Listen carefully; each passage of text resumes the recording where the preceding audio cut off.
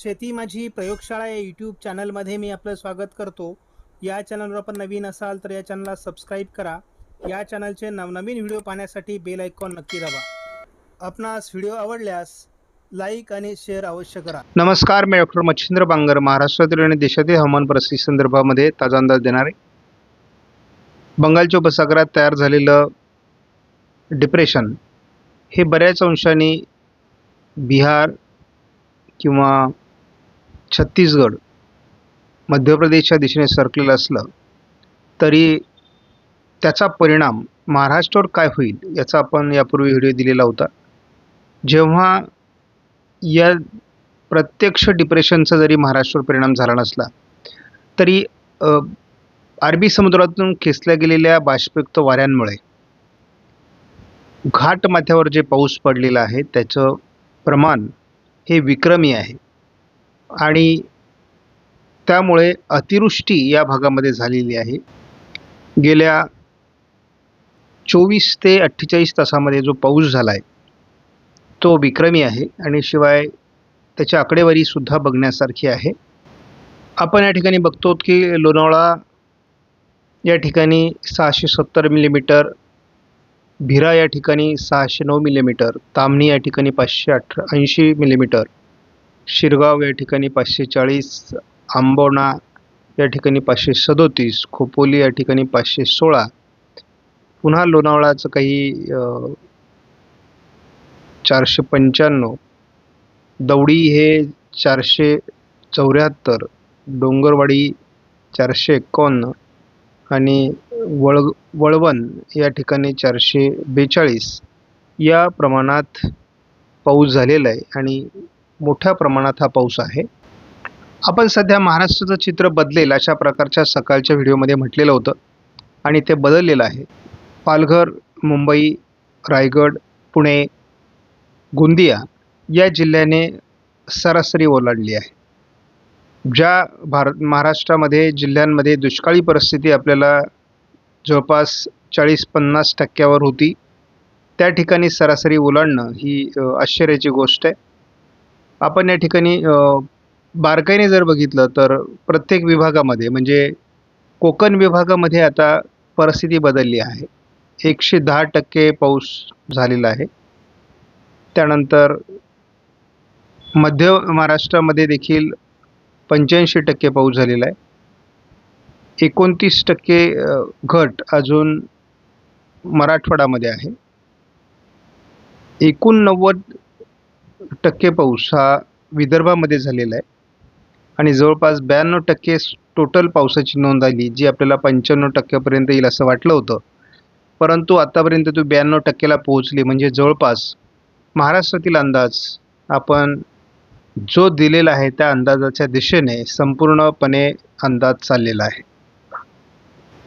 ज्या महाराष्ट्रामध्ये जवळपास जूनच्या अखेरीला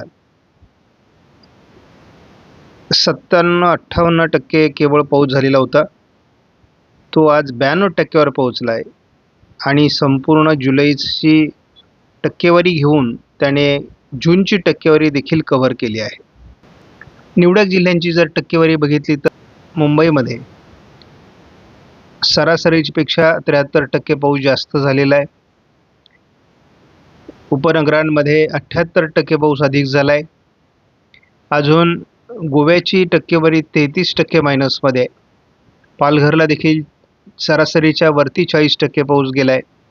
रायगडमध्ये देखील 39%च्या वरती पाऊस गेला आहे. रत्नागिरीमध्ये 8%च्या सरासरीच्या वरती 8% पाऊस आहे आणि आपण बघतो सिंधुदुर्गमध्ये मात्र अजून 20%ची घट आहे. साऊथ गोव्यामध्ये 19%ची घट आहे. ठाण्यामध्ये पुन्हा एकदा सरासरीच्या वरती 17%वर आपण पोहोचलो आहोत. कोल्हापूरला जवळपास केवळ 9%ची आता घट राहिलेली आहे. नाशिकला केवळ 5%ची घट दाखवण्यात आलेली आहे. छत्रपती संभाजीनगरला जवळपास सरासरी एवढा पाऊस झाला आहे. बाकी ठिकाणी अजून घट आहे. म्हणजे आपण जर इतर ठिकाणची घट बघितली, जळगावला देखील आपल्याला 20%ची केवळ घट राहिलेली आहे. सांगलीला देखील केवळ 11%ची घट आहे. म्हणजे असं जर आपण बघितलं तर काही अपवादात्मक जिल्हे जर सोडले तर महाराष्ट्रातली परिस्थिती खूप सुधारली आहे. ज्या ठिकाणी आपण दुष्काळाची भीती घेऊन बसलो होतो, त्या ठिकाणी केवळ नंदुरबार एकमेव असा जिल्हा आहे किंवा थोडं आपण हिंगोली जिल्ह्याच्या बाबतीत बघतो 50% ची घट आहे. धुळ्यामध्ये 35% ची घट आहे. त्यामुळे काही जिल्हे अजून डेंजर झोनमध्ये आहेत. सोलापूर आपल्याला 42% घट दिसते. तर काही जिल्हे अजून देखील डेंजर झोनमध्ये आहेत. काही धरण क्षेत्रांमध्ये आता सुधारणा होऊ लागली आहे. नागपूर आणि अमरावती विभागातल्या धरणांच्या क्षेत्रामध्ये चांगली सुधारणा झालेली आहे. जवळपास 40%च्या वरती धरणं या ठिकाणी भरलेली आहेत. यावर्षीची परिस्थिती गेल्या वर्षीपेक्षा बेटर आहे. मात्र त्यापाठोपाठ कोकण आणि छत्रपती संभाजीनगर विभाग देखील ठीकठाक आहे. मात्र अजून गेल्या वर्षीच्या तुलनेत 55% गेल्या वर्षी धरणसाठा होता, तो यावर्षी 28%वर आहे. गेल्या वर्षी 49% धरणसाठा हा मध्यम प्रकल्पांमध्ये होता, तो आता 35%वर पोहोचला आहे. लघु प्रकल्पांमध्ये जवळपास 36% साठा गेल्या वर्षी होता, तो यावर्षी 22%वर आहे. त्यामुळे अजून पाणीसाठे भरायचे आहेत. मात्र समाधानाची बाब म्हणजे कोकण विभागात लघु प्रकल्प हे 50%वर पोहोचले आहेत. त्यामुळे थोडी समाधानाची बाब या ठिकाणी आपल्याला म्हणता येईल. गेल्या वर्षी सर्वसाधारण महाराष्ट्र राज्यातील सर्व प्रकल्पांचा जर एकत्रित अंदाज बघितला तर तो गेल्या वर्षी 51%वर होता, आता तो 28%वर आहे. त्यामुळे एकूण पाणीसाठा हा अजूनही खूप कमी आहे, परंतु आता चांगला पाऊस झालेला आहे आणि हळूहळू आता पाणी प्रवाह सुरू झालेले आहेत, नद्या प्रवाहित झालेल्या आहेत. त्यामुळे पाणीसाठे वाढण्यासाठी त्याची मदत नक्कीच होणार आहे. आपण चंद्रपूर आणि गडचिरोलीमध्ये जो पाऊस झालेला आहे तो गेल्या वर्षीच्या तुलनेत खूप चांगल्या पद्धतीचा असल्याचं या ठिकाणी स्पष्ट होतंय. आपल्याला आजच्या तारखेला 50%च्या दरम्यान या ठिकाणी पाणीसाठा आहे. गेल्या वर्षीच्या तुलनेत अतिशय बेटर परिस्थिती आहे. नागपूर विभागातील पाणीसाठा देखील अतिशय चांगल्या स्थितीमध्ये सध्या आपल्याला बघायला मिळतोय सर्वच प्रकल्पांमध्ये. वर्धा जिल्ह्यामध्ये सुद्धा पाणीसाठ्याची स्थिती अतिशय चांगली आहे. त्यानंतर आपण बघतो अकोला जिल्ह्यामध्ये सुद्धा पाणीसाठ्याची परिस्थिती वान प्रकल्पामध्ये अतिशय चांगली आहे. एकूण अमरावती विभागाचा पाणीसाठा गेल्या वर्षीच्या तुलनेत यावर्षी 2%ने चांगला आहे. तर छत्रपती संभाजीनगरची स्थिती थोडी बरी आहे, परंतु बीड जिल्ह्याची स्थिती मात्र फारशी चांगली नाही आहे.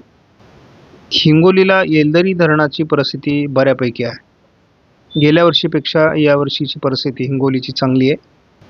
नांदेड विभागात देखील एकूण परिस्थिती चांगली दिसते गेल्या वर्षीच्या तुलनेत.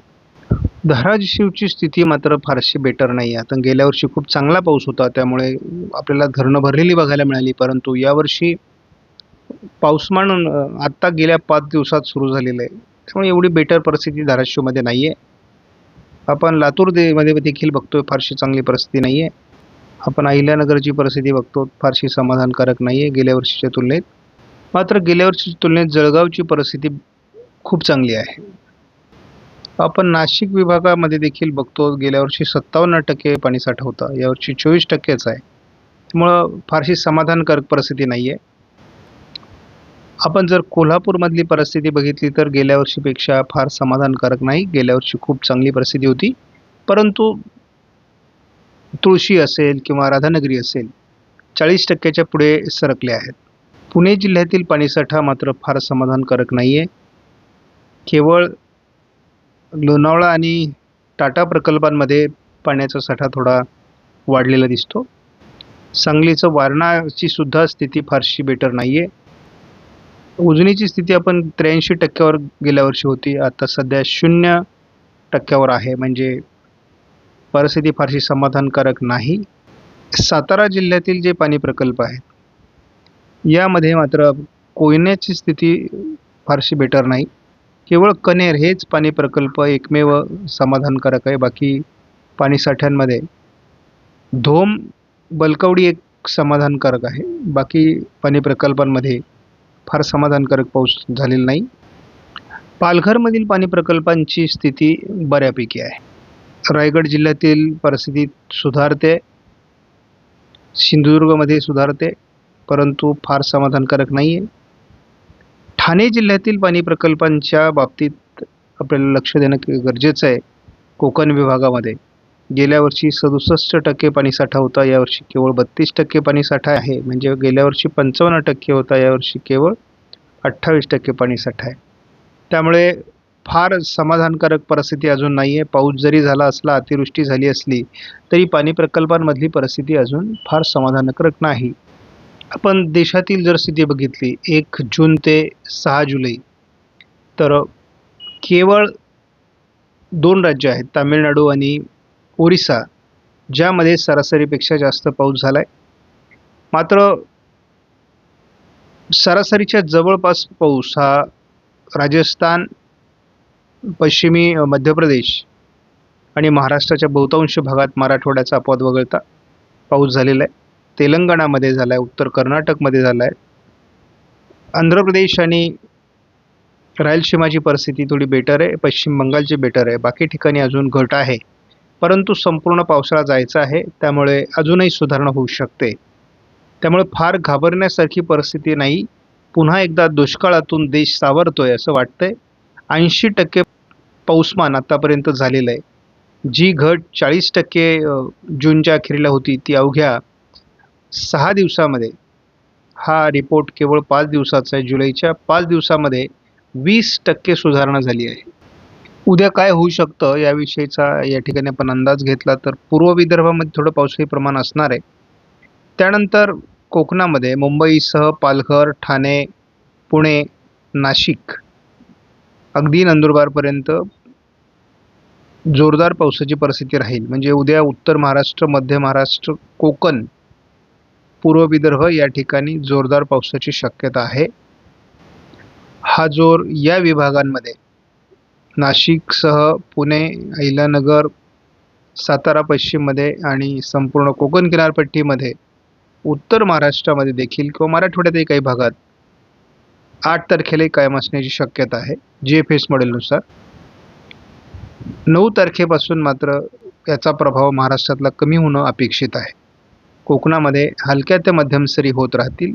विदर्भ, मराठवाड्यातही स्थानिक वातावरण असणार आहे. अजून देखील अतिवृष्टीची स्थिती अगदी महाराष्ट्राच्या बऱ्याच भागात उद्या दिसते. आपण संपूर्ण कोकण, जवळपास अहिल्यानगरचा पश्चिमी भाग, नंदुरबारपर्यंत आपण बघतो की परिस्थिती महत्त्वाची आहे. विदर्भाच्याही काही भागात पावसाळी वातावरण आहे. एकूणच पावसाची परिस्थिती अजून उत्तर कोकणामध्ये अतिवृष्टीची कायम आहे. मध्य महाराष्ट्रामध्ये पावसाची शक्यता दाखवलेली आहे. घाटमाथ्यावर पावसाची शक्यता कायम आहे. उत्तर महाराष्ट्रात पावसाची शक्यता कायम आहे. पश्चिम विदर्भात देखील पावसाची शक्यता कायम आहे. 8 तारखेला महाराष्ट्रातील पावसाचा जोर कमी होईल. घाटमाथ्यावर, कोकणात आणि उत्तर महाराष्ट्रामध्ये थोडा प्रभाव राहण्याची शक्यता कायम आहे. 9 तारखेपासून मात्र महाराष्ट्रातला पावसाचा प्रभाव संपेल. थोडं पूर्व विदर्भामध्ये आणि कोकणात हलक्या ते मध्यम सरी होत राहतील. अजून देखील घाटमाथ्यावर आणि संपूर्ण कोकणामध्ये पावसाळी परिस्थिती कायम आहे. उद्या 7 तारखेला देखील किंवा रात्री देखील हे पावसाचं प्रमाण अजून कोकण विभागात राहणार आहे. आज रात्री किंवा उद्या सकाळी नाशिकसह ठाणे, पालघर, मुंबई, पुणे आणि अहिल्यानगर पश्चिम भागात पावसाचा जोर कायम असणार आहे. हा जोर उद्या देखील दिवसभरासाठी आहे. उद्या दिवसभरात नाशिक जिल्ह्यामध्ये, धुळे जिल्ह्यामध्ये अतिवृष्टीची शक्यता कायम आहे. थोडं उत्तर महाराष्ट्रामध्ये देखील उद्या उशिरा पावसाळी परिस्थिती असणार आहे.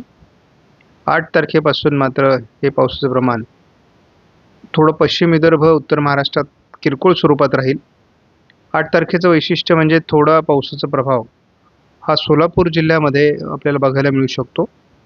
सांगली आणि कोल्हापूरमध्ये बघायला मिळू शकतो स्थानिक वातावरणानुसार. पुढे मात्र 9 तारखेपासून महाराष्ट्रात केवळ ढगाळ वातावरण असणार आहे. वाऱ्याचा वेग कमी होईल. पावसाळी परिस्थिती देखील कमी होणार आहे. सविस्तर अंदाज उद्या सकाळी बघूयात. आपणास व्हिडिओमधील माहिती महत्त्वपूर्ण वाटल्यास लाईक करा, शेअर करा, चॅनलला सबस्क्राईब करा. धन्यवाद. जय हिंद, जय महाराष्ट्र, जय बळीराजा.